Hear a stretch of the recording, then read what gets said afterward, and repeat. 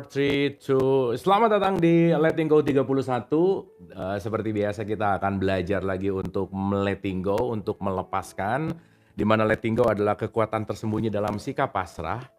Letting Go ini buku karya David Hawkins yang kita sudah mulai masuk ke episode 31, di mana ya nggak tahu kapan selesainya, tapi balik lagi ini adalah Letting Go racikan saya. Jadi teman-teman yang suka nonton, yang mendalami ini penting untuk dikunyah dulu dan mudah-mudahan nanti menemukan stylenya masing-masing. Oke teman-teman, so kita mulai, kita masuk ke Letting Go 31. Asik. Oke, Letting Go 31 ini masih di wilayah ketakutan. Jadi saya mau mengulang dulu sedikit ya, bahwa Hawkins itu membagi ada 3 poin penting. Satu yang disebut energi itu satu. 2 vibrasi, ada power dan force gitu ya. Power itu adalah energi yang membangkitkan. Force itu adalah energi yang menyedot, yang ngebuat kita jadi makin drop gitu. Dan di antara vibrasi positif dan negatif itu ada 17 frekuensi. Oke? Si 17 frekuensi ini dari mulai shame, guilt, apati, anger, dan seterusnya. Nah kita udah mulai masuk ke level yang namanya ketakutan. Nah saya mau bacain dulu ya sekali lagi ya. Saya ulang-ulang dulu ini supaya kita tahu petanya mau kemana. Makanya ini sangat terkenal dengan level of consciousness. Oke? Jadi level of consciousness adalah supaya kita at least tahu bahwa aku lagi ada di mana per saat ini. Kalau aku tahu ada di mana per saat ini, aku tahu harus ngapain. Karena begitu ada frekuensi rendah, sebisa mungkin jangan banyak ngomong, apalagi memutuskan sesuatu. Coba diterima dulu, di-accept, dan jangan lupa perasaan didesain bukan untuk ditolak, bukan untuk ditutupi, tapi juga untuk di letting go. Jadi terserah kalian gitu ya, mau ditolak boleh, tapi nanti datang lagi lebih kuat. Mau ditutupi boleh, tapi pura-pura nggak ada. Mau diekspresikan boleh, tapi milih ekspresinya yang menguntungkan. Tapi di letting go, dia akan vanish. Vanish itu apa ya? Vanish itu menghilang lah gitu kira-kira. Menghilang tuh dalam artian menguap. Menguap gitu ya. Kayak mantan lah ya, kalau hilang kan menguap dia. Anyway, ini kan malam minggu ya, selamat malam minggu buat teman-teman. Yang nggak malam minggu juga nggak apa-apa sih ya. Oke. Nah, level yang paling rendah itu disebut namanya shame, atau yang disebut yang namanya rasa malu. Oke? Jadi rasa malu itu kelasnya di kelas 20 by the way. Ya. Nah, naik satu level itu guilt, rasa bersalah. Naik satu level itu apati. Saya agak cepet ya karena ini pembukaan, nanti teman-teman bisa ngulang di episode sebelumnya ya. Nanti kita dalemin. Level berikutnya adalah grief atau duka, level berikutnya adalah fear atau ketakutan. Nah, jadi ketakutan ini kalau dinilainya Hawkins itu levelnya cepek 100. Jadi teman-teman kalau kalian sering ada di rasa malu, aku mah apa tuh gitu ya. Bisa apa sih aku gitu. Merasa ketiadaan, merasa menyedihkan gitu ya. Itu hati-hati. Itu that's not good ya, that's not good. Apalagi merasa bersalah, aduh aku ibu yang kayaknya kurang bagus deh untuk anak-anakku gitu. Merasa bersalah mulu, hati-hati. Apalagi apati, udah keputusasaan dan udah gak peduli gitu. Terserah mau gitu gimana, ya terserah deh gitu. Itu apati. Tapi apati lebih baik dari rasa bersalah, dan rasa bersalah lebih baik daripada rasa malu. Karena energinya lebih gede. Ya. Nah duka cita juga hati-hati, grief. Jadi duka cita jangan lama-lama gitu. Jadi kalian kalau lagi duka cita, kalau bisa dikasih waktu. Saya mau sedih sebulan gitu misalnya. Ya udah abis gitu, kalau bisa jangan sedih lagi. Ya, naik satu level itu adalah fear, ketakutan. Naik satu level itu desire, penuh dengan hasrat. Ya, jadi craving, ketamakan gitu. Dan amarah atau anger itu 150. Habis itu masuk ke pride atau yang disebut dengan kebanggaan. Nah, kita di episode 31 masih ada di kelas yang namanya fear atau ketakutan. Nilainya cepek gitu ya. Alright, so saya mau ngulang dulu sedikit karena kita bentar lagi akan masuk ke rasa bersalah dari ketakutan. Itu masuk ke level yang namanya feeling guilty. Atau yang disebut dengan aku merasa bersalah. Oke teman-teman, saya mau ngulang sedikit. Kita bisa melakukan tindakan perlindungan yang didasarkan pada cinta, alih-alih rasa takut. Tidak bisakah kita merawat tubuh kita karena kita mengapresiasi dan menghargainya, bukan karena takut penyakit dan sekarat? Nih ya, orang kerja bisa karena takut atau orang kerja bisa karena dia mengapresiasikan sesuatu. Saya olahraga kenapa? Takut mati gitu misalnya. Itu beda tuh. Saya olahraga kenapa? Karena aku mengapresiasi tubuhku sebagai kendaraanku yang paling setia misalnya. Itu beda loh. Ya. Sama kalau saya sering di dalam setiap pembelajaran, orang sholat karena wajib harus dan karena wajib perlu itu dua-duanya beda. Karena begitu harus menggugurkan kewajiban apalagi pasti nggak khusyuk gitu misalnya. Gitu. Nah jadi pertanyaannya Hawkins adalah tidak bisakah kita merawat tubuh kita karena kita mengapresiasi dan menghargainya bukan karena takut penyakit dan takut sekarat gitu. Tidak bisakah kita melayani orang lain dalam hidup kita karena cinta bukan karena takut kehilangan mereka. Tidak bisakah kita bersikap sopan kepada orang asing karena kita peduli terhadap sesama manusia daripada karena kita takut kehilangan nama baik. Wah ini nanti kalau saya nggak senyum saya dijelekin orang lain nih, nama baik saya berkurang nih. Ya beda dong ketika ya kan sesama manusia ya. Jadi saya mah baik-baik aja, senyum-senyum aja. Kenapa? Karena nggak ada urusan sama nama baikku. Karena kenapa? Aku mengapresiasi, that's the point. Ya mengapresiasi itu menyembuhkan dan mengapresiasi itu menyehatkan gitu. Jadi orang yang jarang mengapresiasi orang lain udah pasti dia jarang mengapresiasi dirinya. Fix. Tidak bisakah kita melakukan pekerjaan dengan baik karena kita peduli pada kualitas kinerja kita dan terhadap sesama pekerja? Tidak bisakah kita melakukan pekerjaan dengan baik karena kita peduli dengan penerima layanan kita, alih-alih hanya karena takut kehilangan pekerjaan atau mengejar ambisi kita sendiri? Saya kerja kenapa? Kalau nggak bagus kerjanya kan takut dipecat. Kalau nggak bagus kerjanya nanti saya nggak naik jabatan gitu. Tapi lupa terhadap servisnya gitu. Ya teman-teman balik ya semua kembali kepada kesadaran sih ya bahwa ketika yang dilakukan tidak penuh dengan antusias untuk melayani gitu. Ya balik itu bisa jadi hanya rutinitas yang diulang-ulang. Tapi jangan-jangan kita memang nggak cinta melakukannya gitu. Tipikal orang-orang gini tuh ketika hari Jumat tuh happy banget karena besok libur. Minggu malam tepok jidat karena besok udah harus ngantor gitu misalnya. Nah kalau udah mulai gitu agak lama mending dicek. Jangan-jangan pekerjaanmu bukan passionmu pun kalau memang itu adalah kesempatan yang belum ada kesempatan lain ya it's okay sih. Gitu ya. Karena jangan lupa kembali jangan pernah mengacuhkan passion kita. Ingat passion atau patio itu artinya sesuatu yang membuat aku menderita tapi aku rela menderita karena aku senang melakukannya. Aku rela menderita bacain buku karena kalian malas baca buku misalnya. Misalnya. Tapi aku happy bacainnya. Kenapa? Karena ini passion gitu. Ya dipikir-pikir bacain buku apa dan lain-lain gitu. Coba kalau nggak passion ngapain gitu. Gitu kira-kira. Nah jadi balik gitu teman-teman. Passion adalah tenaga yang sangat kuat untuk kita melakukan sesuatu. Dan kalau udah atas nama cinta, waduh, atas nama passion, udah deh. Rela banget dulu saya belajar sulap di depan kaca bisa 8 jam sehari gitu. Ngeliat tangannya udah oke belum, diulang lagi, dilihat lagi, diulang lagi. Tapi karena passion, 8 jam tuh kayak sejam 2 jam gitu. Cepet aja gitu berlalu. Gitu intinya. Ya. Jadi buat kalian yang lagi tuna asmara yang nggak malam mingguan nggak apa-apa, tenang aja ya, nggak apa-apa. Tidak bisakah kita mencapai lebih banyak melalui kerjasama bukan melalui persaingan yang sengit? Emang nggak bisa ya kerjasama daripada berantem mulu gitu misalnya? Kan sekarang itu lebih zaman yang namanya less competition, more collaboration. Wah, tuh. Tidak bisakah kita mengemudi dengan hati-hati karena kita menghargai diri sendiri dan memperhatikan keselamatan kita dan orang-orang yang mencintai kita, Alih-alih karena kita takut pada kecelakaan. Pakai helm kenapa? Takut ditilang.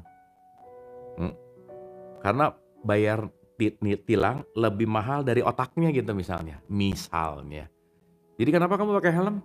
Takut ditilang. Bukan takut ininya ada sesuatu gitu. Kenapa? Ya ini juga jangan-jangan nggak berharga banget sih gitu. Kan jarang dipakai masalahnya. Misalnya. Ya itu contoh-contoh aja gitu. Pada level spiritual, bahkan lebih efektif jika kita peduli pada orang lain karena sikap welas daripada mencoba untuk mencintai mereka karena takut pada hukuman Tuhan jika tidak melakukannya. Saya ngerjain karena takut dosa. Kalian kalau ngerjain karena takut dosa, kayaknya nggak ikhlas sih. Maka ya udah, kalau nggak ikhlas, suka seadanya gitu. Maka kadang orang yang bekerja di wilayah servis gak mau menambah lebih tinggi karena kenapa? Ya udah yang penting memenuhi kuota kerja beres, nggak usah lebih-lebih banget lah, nggak usah ditambah-tambahin. Kenapa? Bayarnya sama kok gitu. Ya bayarannya segitu-gitu juga, effort lebih dibayar segitu, mangut-mangut doang dibayar segitu. Jadi, aduh gimana ya? Teman-teman ngerti motivasi nggak sih? Motivasi adalah melakukan bukan karena pengen untung, tapi karena aku mencintai melakukan itu. Jadi kalau melakukan karena bayarannya, melakukan karena cuannya, itu namanya transaksi. Jadi bukan motivasi itu motivere itu adalah tergerak dari dalam gitu. Gitu ya. Anyway, nah itu aduh seru ya. Harus mulai apa ya? Harus mulai dicek sih teman-teman. Kadang kita tuh ngerjain suka ngasal gitu.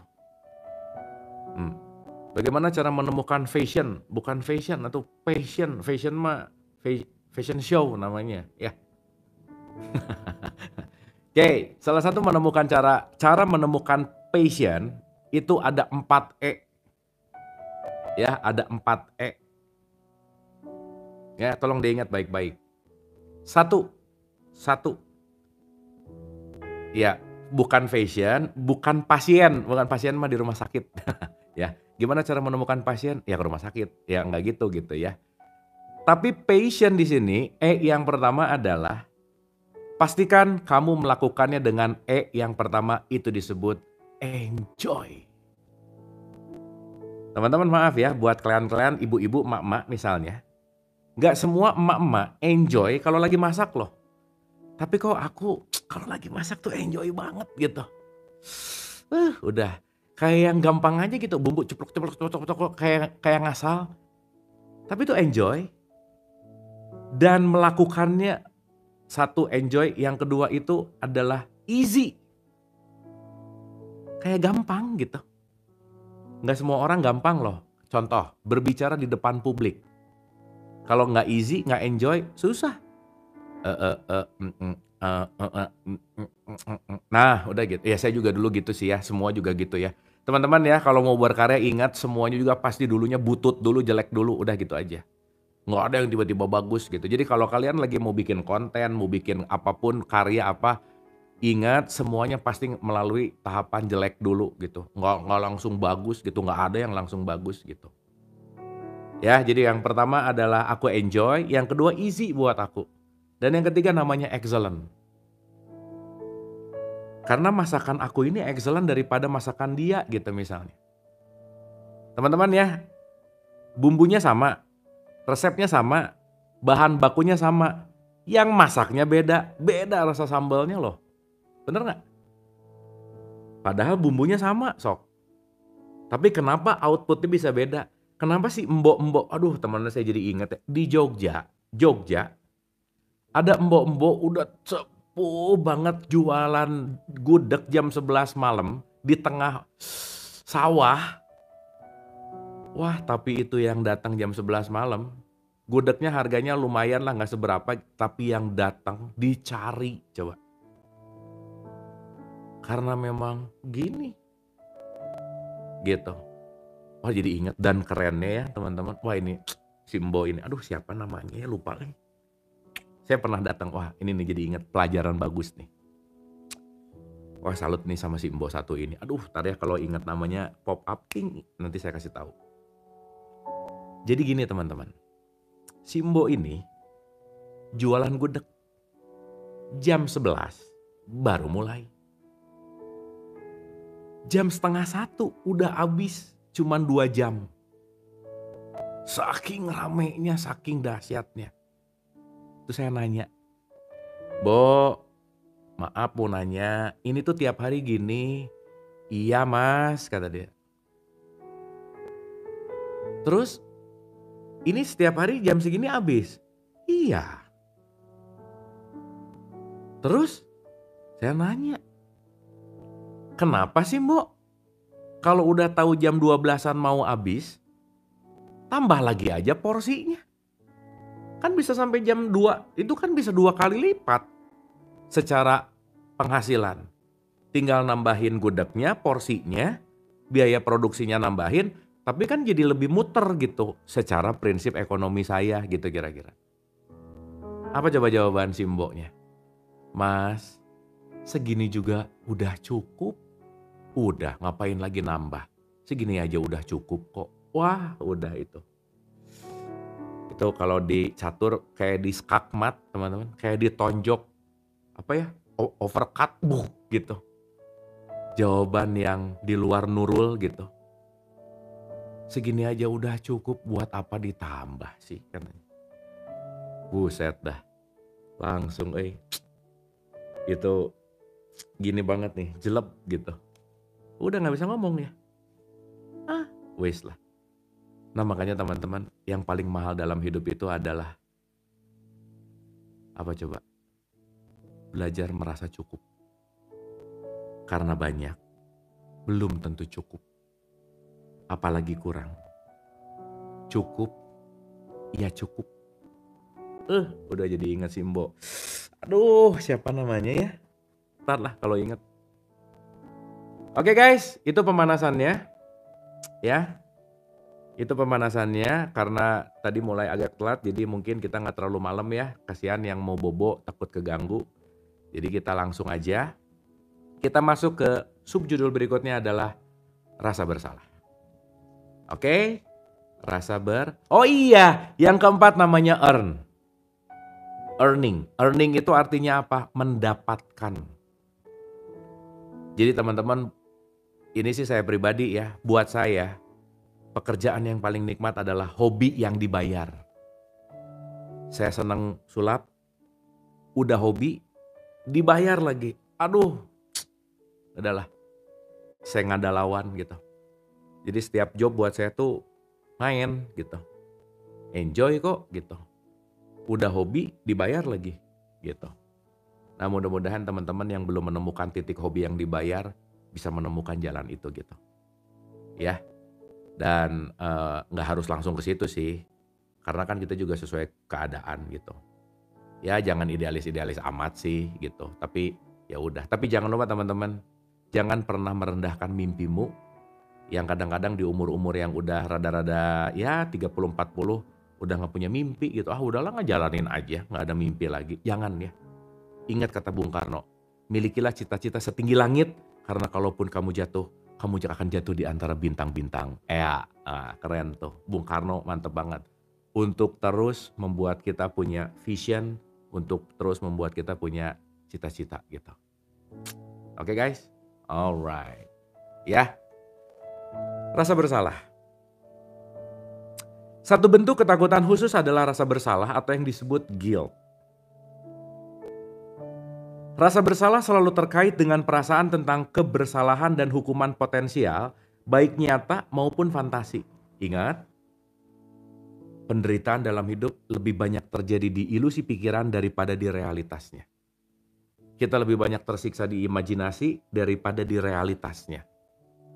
Menurut Bruce Lipton, penyakit itu atau sakit fisik itu cuma 5-10%. Tapi 90%-nya kalian hanya disakiti oleh pikiran kalian sendiri. Gimana? Orang lain sekali ngejelekin kita, kita muter diulang-ulang di sini 1000 kali. Orang lain sekali ngerendahin kita, kita muter-muter di sini 1000 kali. Gimana? Habis gitu nyalahin, gara-gara dia sih. Nah, bukan, kamu aja muternya diulang-ulang di sini terus. Meskipun orang yang kamu benci dipasang ke SpaceX-nya Elon Musk, dikirim ke Mars orangnya udah nggak ada. Tapi kalau belum diregulasi rasanya, tetap aja kalian akan menderita. Meskipun orangnya udah nggak ada di sini, udah di Mars gitu. Ataupun udah ke alam baka gitu misalnya. Kalau masih benci, ya udah aja sih. Berarti bukan masalah dia ada atau tidak, tapi ada di sini. Ingat ya, otak kita nggak bisa ngebedain mana asli atau mana ilusi. Tubuh kita akan merespon hal yang sama. Ngelihat di depan ada singa, sama memikirkan ada singa, dua-duanya bagi tubuh kita itu nyata. Jadi di depan ada mertua atau di sini ada mertua, mirip singa, takut, nyata gitu. Nah ini cerita teman saya sih gitu ya. Jadi hati-hati antara yang dipikirkan dan yang ada, tubuh kita nggak pernah tahu. Tapi intinya adalah semuanya bisa terjadi di sini nih. Semua ketakutan, semua quote and quote benar, biology of belief-nya Bruce Lipton benar, bahwa be careful with what you believe. Wah, hati-hati tentang apa yang kamu percayai gitu. Ya. Rasa bersalah selalu terkait dengan perasaan tentang kebersalahan dan hukuman potensial, baik nyata maupun fantasi. Jika hukuman tidak datang di dunia luar, ia menyatakan diri sebagai penghukuman diri pada tingkat emosional. Rasa bersalah menyertai semua emosi negatif dan dengan demikian, di mana ada rasa takut, di situ ada rasa bersalah. Ini keren banget nih. Di mana ada rasa takut, di situ ada rasa bersalah. Wah, keren nih. Ini saya harus garis bawahi dulu nih.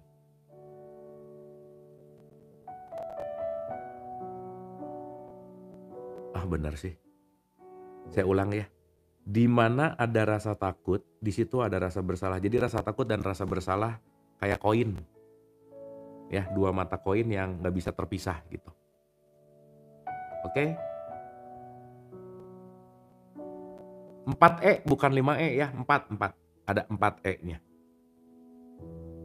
Enjoy, easy. Apalagi ya, kok jadi lupa? Enjoy, easy,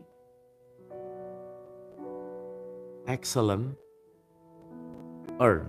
Nah, ya itu cara yang paling gampang teman-teman. Oke. Jika Anda memikirkan pikiran yang merasa bersalah dan meminta seseorang menguji kekuatan otot Anda akan melihat bahwa otot itu langsung melemah. Jadi teman-teman, frekuensi rendahnya yang tadi Hawkins bikin map of consciousness itu melemahkan otot kita. Anyway, ngomongin otot teman-teman, sebisa mungkin kalian melatih otot kalian setiap hari olahraga. Karena itu untuk investasi masa tua, masa depan. Ya, kalau bisa push-up dikit atau pokoknya otot dilatih aja. Itu pesannya Aderai, by the way. Anda akan melihat bahwa otot itu langsung melemah. Belahan otak Anda menjadi tidak sinkron dan seluruh meridian energi Anda tidak seimbang. Rasa bersalah sungguh destruktif. Rasa bersalah sungguh destruktif. Rasa bersalah menghancurkan. Hati-hati. Ya, hati-hati aja. Mudah-mudahan kita gak banyak terjebak, gak banyak ngerasa bersalah. Aduh, aku tuh ngerasa bersalah karena gak bisa nolong dia gitu misalnya.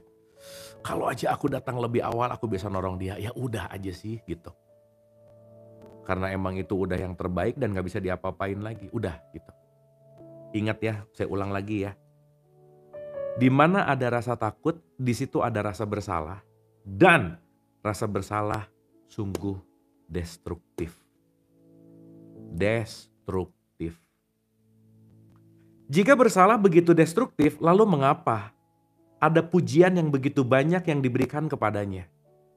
Mengapa beberapa orang yang disebut pakar memandang rasa bersalah sebagai hal yang bermanfaat? Misalnya, seorang psikiater menulis artikel yang memuji rasa bersalah dengan menyatakan rasa bersalah itu baik bagimu.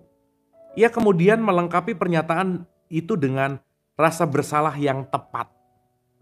Mari kita lihat apa sebenarnya rasa bersalah itu dan melihat apakah kita setuju atau tidak. Hmm. Bersalah itu bagus, kenapa? Karena kalau kamu udah mulai bersalah, kamu akan menyesal, kamu akan lebih baik. Misalnya, ya. Lanjut ya teman-teman ya. Ini menarik nih. Ketika Anda menyeberang jalan, Anda melihat dua sisi jalan untuk melihat apakah ada mobil yang tengah meluncur meskipun jalanan begitu sepi. Bagaimana ini bisa terjadi? Ketika Anda masih kecil, Anda diberitahu bahwa menyeberang jalan itu buruk. Maka kita bisa melihat bahwa rasa bersalah adalah substitusi bagi pencerapan terhadap realitas di dalam pikiran yang tidak berkembang seperti pikiran seorang anak. Nih ya contoh-contoh yang agak lebih realitas. Ini kadang-kadang ya orang-orang tuh suka agak-agak gimana banget sama uang. Wah kamu jangan, uang itu jangan gimana-gimana, uang itu. Nah orang yang benci sama uang pasti dijauhin sama uang aja. Karena menganggap di sininya kalau uang itu jahat, uang itu duniawi banget dan lain-lain gitu. Jangan jadikan uang sebagai motivasi. Lah kalian pindah kerja kalau bukan gara-gara gaji lebih gede, apa emang gitu. Misalkan. Ya, misalkan gitu. Nah, sesuatu yang dilekatkan bahwa itu nggak baik, itu jelek, itu apa dan lain-lain, ya maaf ya. Itu jadi trauma gitu. Ya, itu penting banget. Ini adalah perilaku yang dipelajari yang konon bersifat pragmatis untuk mencegah kesalahan lebih lanjut atau pengulangan kesalahan. 99% rasa bersalah tidak berhubungan dengan realitas. Bener ya, 99% rasa bersalah gak ada urusannya sama realitas loh. Orang realitasnya dia udah begitu, kok masih diulang-ulang ngerasa bersalah gitu. Itu tabrakan banget sama realitas gitu ya intinya. Oke? Bahkan, individu yang paling soleh, lemah lembut, dan sopan seringkali diliputi rasa bersalah. Jadi teman-teman maaf banget ya. Duh. Kadang orang yang religius itu harus beneran kayak kelihatan sakit, bukan sakit sih, menderita. Kadang tuh perjalanan menuju Tuhan tuh harus berdarah-darah menderita, kayak gak boleh happy gitu. Harus kelihatan lusuh, jelek, gitu-gitulah gitu ya. Yang kayak jalannya tuh kayak susah banget gitu. Nah dalam kesusahan ini baru akan menuju kepada pencerahan yang di situ ada Tuhan gitu misalnya. Kan gak gitu juga kali gitu. Gitu ya, itu penting loh. Jadi kayak harus menderita, kayak harus susah gitu. Kan itu udah mindset gitu ya dengan cerita-cerita yang dulu tuh ya zaman Nabi tuh waduh bersusah-susah apa dan lain misalkan gitu. Iya bener sih, kita memang pasti ada rasa yang namanya kesulitan. Tapi kan ya semoga itu gak jadi mindset gitu. Aku harus susah dulu untuk jadi orang yang suci gitu. Misalkan ya. Rasa bersalah merupakan penghukuman diri dan penurunan nilai diri kita sebagai manusia. Rasa bersalah sama lazimnya dengan rasa takut dan kita merasa bersalah tak peduli apa yang kita lakukan. Satu bagian dan pikiran kita mengatakan bahwa kita harus melakukan sesuatu yang lain. Atau apapun yang sebenarnya kita lakukan pada momen ini, kita harus melakukan lebih baik. Kita seharusnya mendapatkan skor golf yang lebih baik. Kita seharusnya membaca buku daripada menonton televisi. Kita seharusnya bercinta lebih baik. Oh ada bercinta ya, oh, nggak jadi nggak enak nih sama kalian ya. Ini di sini ya kata Hawkins lah ya. Ya kalau yang nggak apa-apa sih. Masak lebih baik, lari lebih cepat, tumbuh lebih tinggi, menjadi lebih kuat, menjadi lebih pintar, menjadi lebih terdidik. Di antara takut hidup dan takut mati ada rasa bersalah. Kita berusaha menghindarinya dengan tetap tidak menyadarinya melalui penekanan, penahanan, memproyeksikan kepada orang lain, dan pelarian diri. Maksudnya, saya gampangin gini. Teman-teman, ketika hidup masih banyak harusnya, Anda kayaknya belum letting go sih. Harusnya tuh anak tuh nikah di umur 26 ya. Anaknya udah 27, aduh anak saya belum nikah, kenapa? Harusnya 26 nikah, ini 27 belum, gimana ya? Lah emang harus disamain ya? Lihat itu tetangga, kakak-kakaknya, adik-adiknya, saudara-saudaranya udah nikah di umur 26. Anak saya belum, aduh gimana ya gitu. Kan aneh ya? Emang harus disamain gitu? gitu. Ya jadi teman-teman ya belajar, jangan banyak harus gitu. Ya ingat ini penting banget, bukan nyindir sih, tapi ya gitu deh gitu ya. Namun ketidaksadaran pada rasa bersalah atau yang disebut represi tidaklah menyelesaikannya. Rasa bersalah muncul kembali dalam bentuk penghukuman diri dan melalui kecelakaan. Terutama ya, kalau orang tua yang gitu, pasti dulunya orang tuanya kayak gitu, jadi anaknya gak mau gitu. Aku tuh gak mau anak saya lebih nakal dari saya gitu. Gimana ya? Anak saya tuh belum taat, padahal orang tuanya taatnya di umur 50, anaknya baru 20-an, disamain lagi. Kamu tuh gak taat nih, emaknya aja taat di umur 50 gitu gimana? Gitulah kira-kira teman-teman ya. Jadi mengeneralkan gitu. Pokoknya kalau aku gini kamu harus gitu. Harus. Itu kata kuncinya. Harus. Ya coba si harus agak didiskon. Ya itu penting loh. Jadi nanti stres sendiri gitu.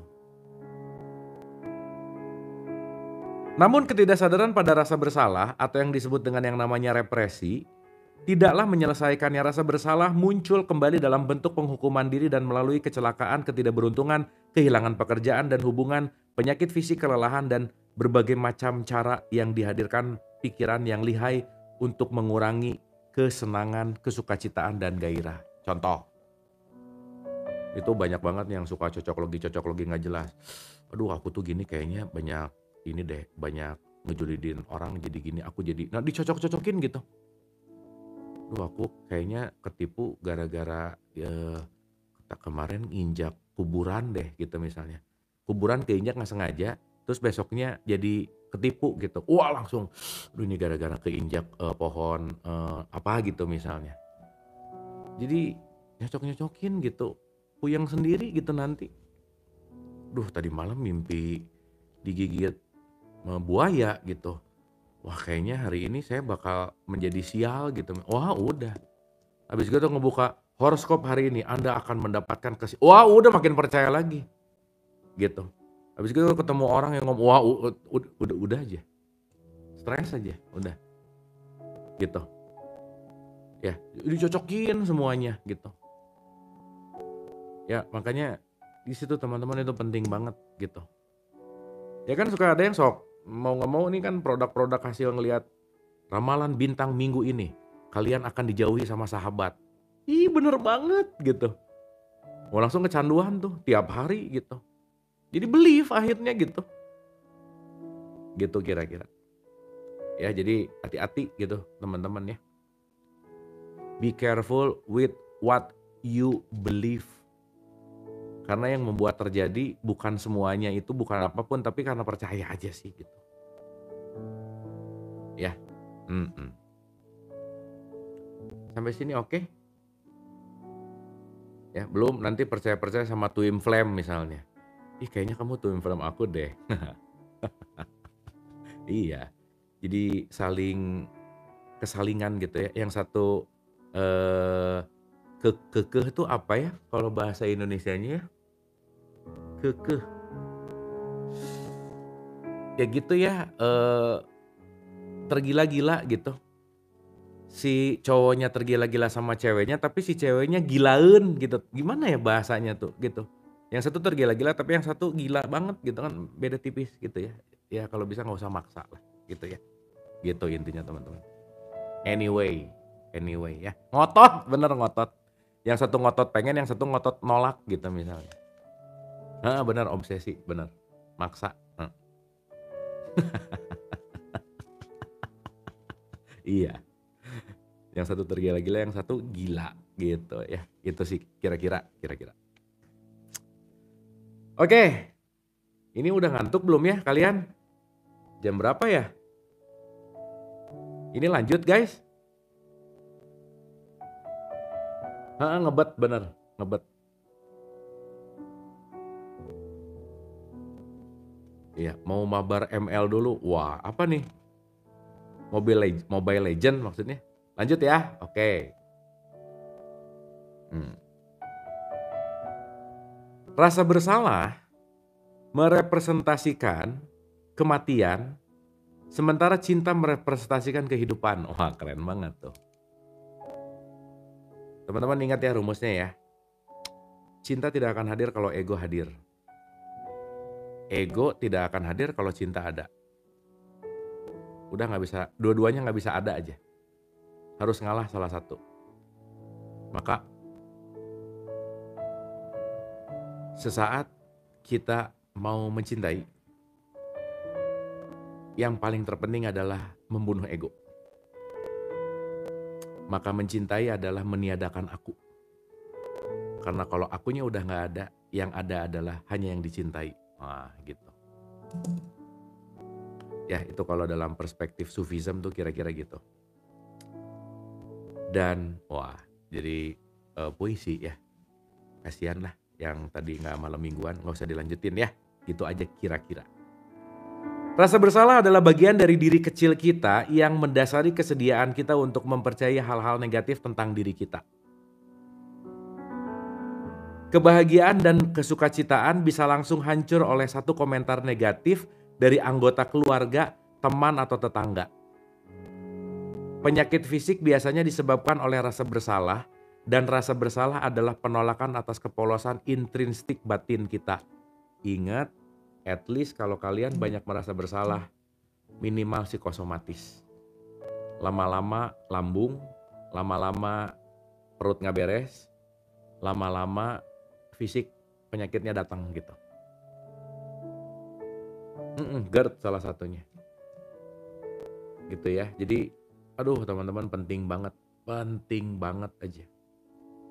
Karena kalau fisik udah kerasa sakit, berarti mentalnya udah lumayan kronis gitu.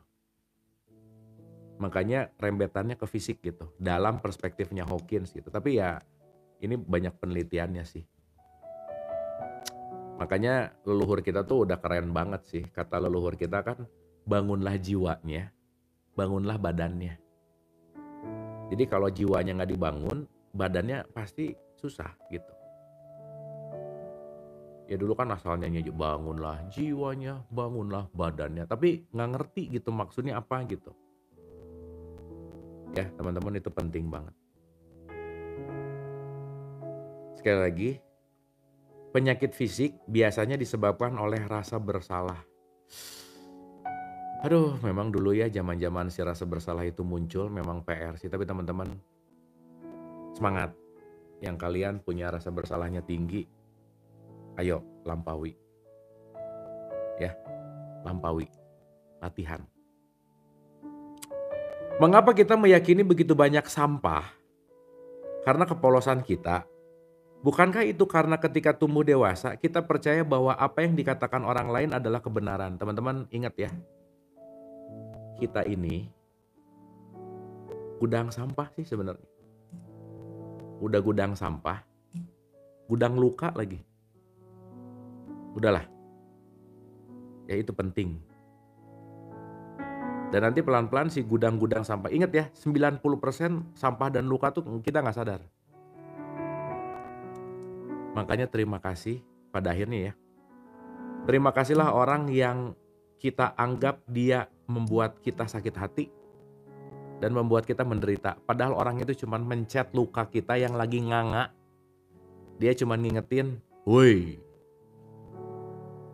luka masih ada dan masih nganga. Sembuhin dong gitu. Makanya PR sih. Tapi harus dilatih. Kalau sudah pada level kita mendoakan orang yang kita benci, itu tuh jempolnya juga 4 sama jempol kaki. Karena aduh kok aku udah maafin, udah doain belum? Oh nggak bisa. Nah itu masih 30% lah. Tapi kalau udah mendoakan orang yang kita benci, waduh, udah ngirim makanan, bunga sama orang yang kita benci, buff, dah aja. Sok sekali-kali random ya kalian sama orang yang dibenci, kirim makanan deh. Gitu. Atau kirim bom boleh. Maksudnya Random aja gitu, coba ngetes aja gitu. Bisa nggak sih aku berbuat baik sama orang yang aku benci gitu. Mhm.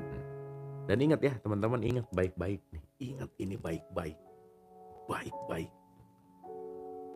Kalian hanya bisa disakiti hatinya sama orang yang kalian sayang. Titik. Aduh jadi batuk bentar ya.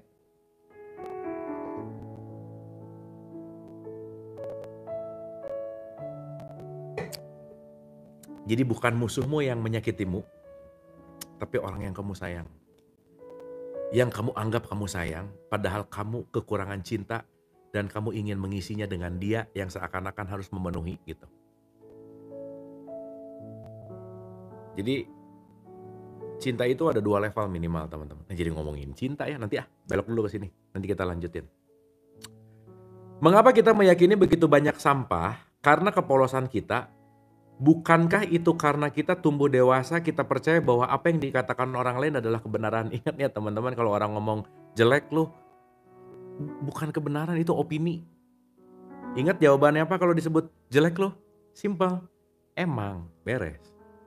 Dia happy, kitanya nggak pusing. Dasar pesek lu, emang pesek mau apa? Ngapain sakit hati? Ih kamu gendutan, emang. Mau gimana? Gitu. Tapi kalau sama suami, kalau sama istri, please jangan pernah ngomong gendutan, bilang, "Kamu agak lebih kokoh ya sekarang." Jadi panggil aja, "Kamu ibu kokoh sekarang," gitu. Nggak gendut sih tapi kokoh gitu. Ya itu penting. Daripada perang dunia ya, itu kata-kata tuh memang penting ya. Penting banget. Ingat baik-baik. Dan bahkan saat ini, apakah kita masih percaya apa yang dikatakan orang lain adalah kebenaran? Bukankah itu berarti kita telah meyakini 1000 kebohongan dan masih mau meyakini 1000 kebohongan lagi karena kepolosan dan keluguan kita? Lu tuh bego apa gimana sih? Orang ngomong jelek, percaya lagi. Aneh ya? Beneran aneh dipikir-pikir ya. Ada orang ngejelekin, kita percaya sama omongan itu gitu. Aneh. Bener, Hawkins keren.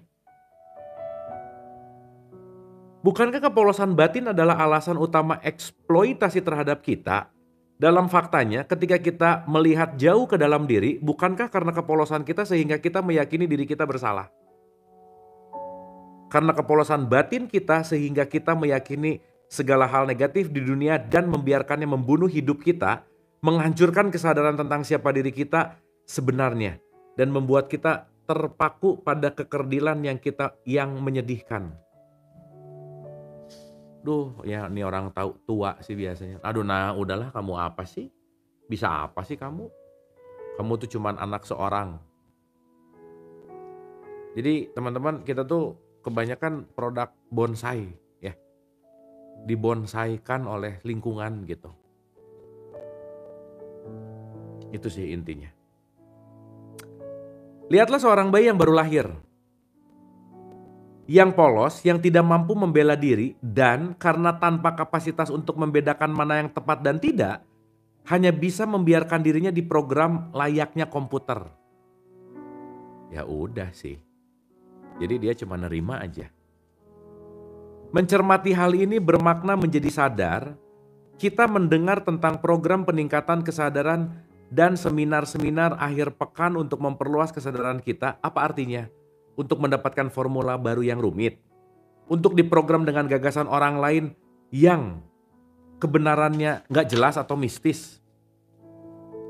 Dan teman-teman pernah nonton nggak ada satu burung ya, karena dia udah lama disangkar, mungkin dia udah lupa dirinya burung. Begitu dibebasin, dia takut banget. Aduh, dia mau jatuh, aduh gitu, balik lagi. Udah itu mengharukan banget, burung apa ya lupa, pokoknya gede gitu burungnya. Jadi gak bisa terbang. Tapi teman-teman jangan lupa ya. Kenapa burung ketika ditangkai, dia santai? Karena bukan dia takut tangkainya patah. Tapi dia tahu dia punya sayap yang bisa membuat dia terbang. Duh ngerti gak ya maksudnya ya? Ini 78,4 rada susah biasanya. Ulang ya, saya ulang. Jadi, ketika kita dibiasakan di dalam sebuah penjara yang namanya penjara kekerdilan diri, kita akan menilai sesuai dengan apa yang dinilai sama faktor eksternal. Padahal kita ini ada di penjara yang bahkan kuncinya aja kebuka dan pintunya kebuka, tapi kita nggak mau keluar dari penjara itu. Gila nggak? Dan ya maaf banget ya, banyak orang yang akhirnya jadi kecanduan untuk disakiti. Dan alih-alih kecanduan disakiti, dia bilang bahwa ini memang ujian yang akan membawa aku menuju kepada pencerahan di akhirat kelak gitu misalnya. Lah, di sininya aja kamu menderita, apalagi di akhirat gitu. Gimana sih? Kan unik ya gitu teman-teman. Itu jangan terlalu banyak mikirin hidup nanti deh. Nanti, kelak, akan. Tapi sekarang menderita gitu, gimana sih gitu. Bener, ginilah, ini dulu nih. Nah, gitu.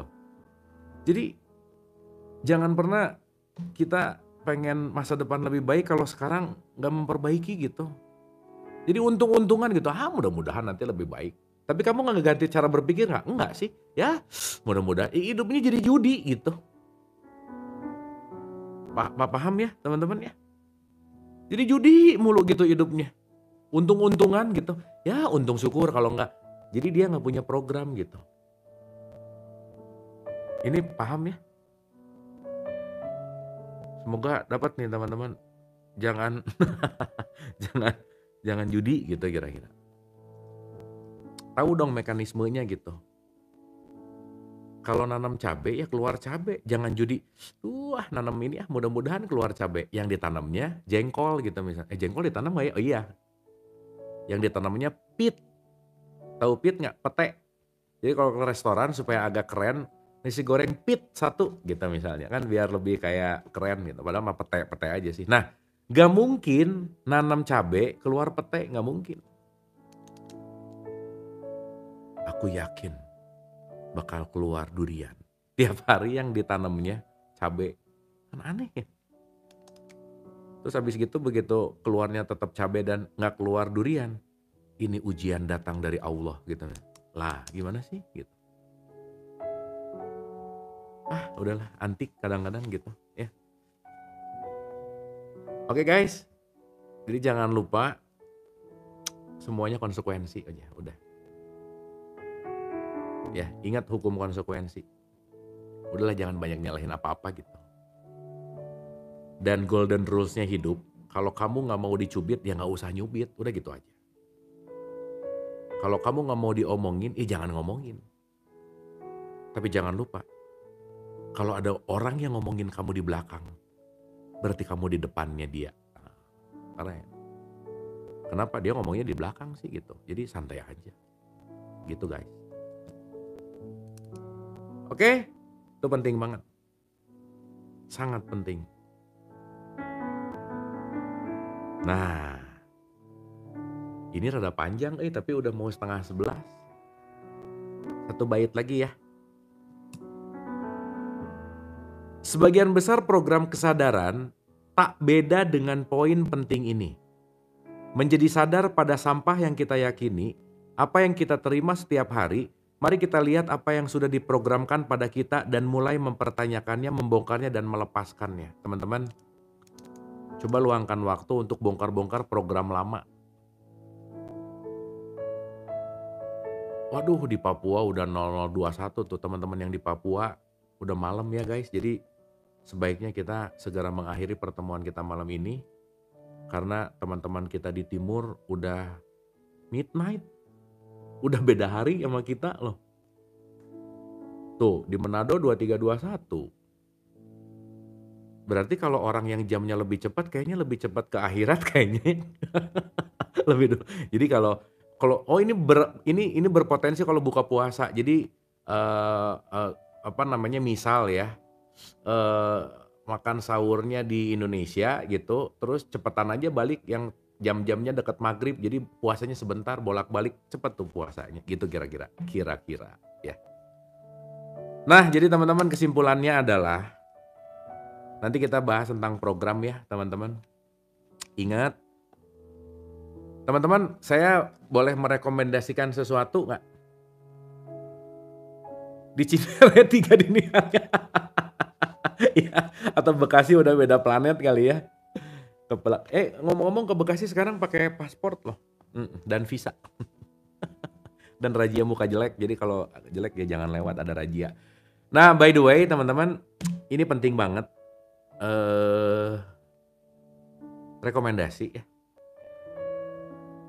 Teman-teman kalau punya waktu, coba nonton film Matrix deh. Duh, kalau kita nobar Matrix terus bahas bareng kayaknya asik ya. Aduh teman-teman, Matrix edan banget. Gila keren banget. 1, 2, 3 top aja. Gimana caranya ya nobar, terus bahas gitu. Soalnya kan gak bisa. Lucy bagus juga sih. Tapi, aduh, kalau kalian ngerti Matrix dalam ya. Saya tuh udah berapa belas kali nonton, setiap nonton, wah edan sih. Itu yang bikinnya emang superb sih. Jadi nanti ngerti kenapa si Neo didatengin sama Morpheus gitu. Dan kenapa Neo pasangannya Trinity. Keren banget. Dan semuanya serba 3 sih. Trihita Karana, Trinitas. Karena kalau kita tidak menyatu ya dengan yang 3, kan Neo tuh the one gitu ya. Wah udah asik lah pokoknya. Ya nanti kita kapan-kapan bahas ya, tapi kalau bisa teman-teman nonton dulu sih.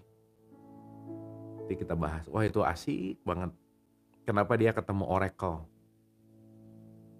Wah ada satu statement keren dari si Neo waktu ketemu Oracle gitu. Begitu dia bilang, kenapa kamu bertanya ketika kamu udah tahu aku mau ngapain? Si Oracle-nya bilang bahwa karena jawaban itu gak penting.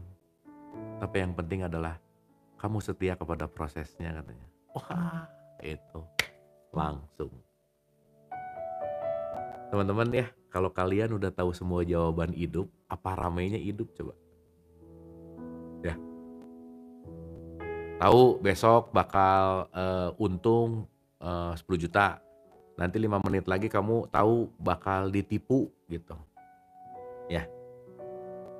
Terus kalau semua keinginan kalian detik ini ada hadir semua, puyeng loh. Duh pengen Lamborghini, bau Lamborghini. Duh pengen Ferrari ada. Duh pengen bersin keluar 2 miliar gitu. Pusing juga, sok rasain nanti, cobain. Meskipun belum pernah sih ya, pasti sih. Duh pengen gajah, ada. Puyeng sok. Siapa yang ngurusin BAB-nya sok puyeng, sok ngurus kucing aja pusing, apalagi gajah ya. Wah, pusing. Gitu.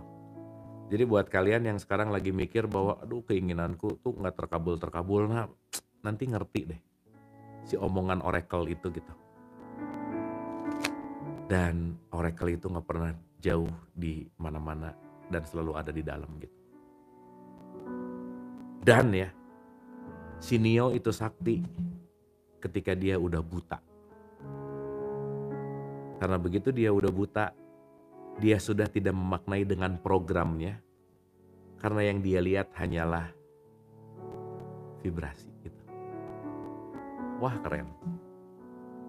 Makanya bukan mata itu yang buta, tapi mata yang ini yang buta gitu kira-kira.